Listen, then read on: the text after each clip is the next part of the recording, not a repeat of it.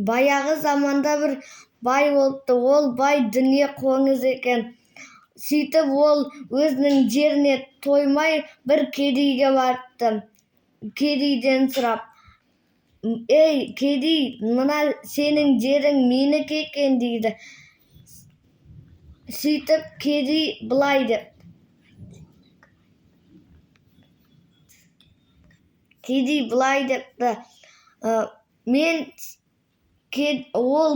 оны кім айтты саған десе, бай, оны мен түсімде маған Құдай айтты депті. Ол мүмкін емес, ал ол мүмкін болмаса, ертең таңертең халықты жинап, мен айқайлаймын.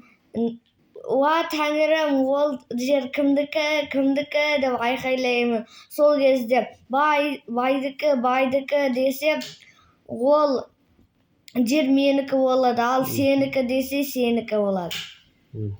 Дейді. Содан кейін бай түнде кедейге білдіртпей, үйінің жағынан үңгір қазып, соның ішіне қызын қамап қояды. Сөйтіп қызына былай сыбырлайды.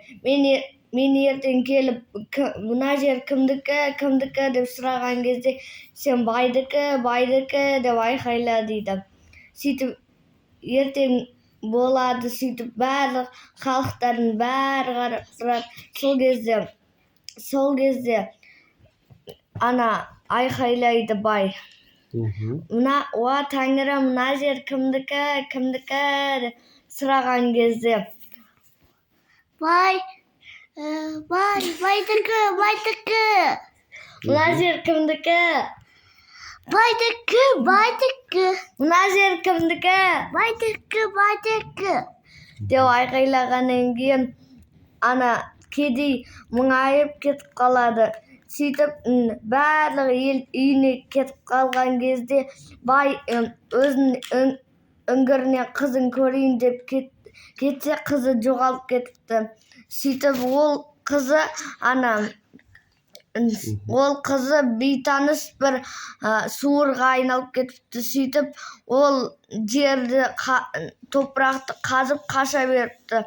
Ал бай болса оны мұңайып кетеді. Сөйтіп ол суыр деп атқан кезде, оның мағынасы қызынды мына жерден суыр деген сөз екен.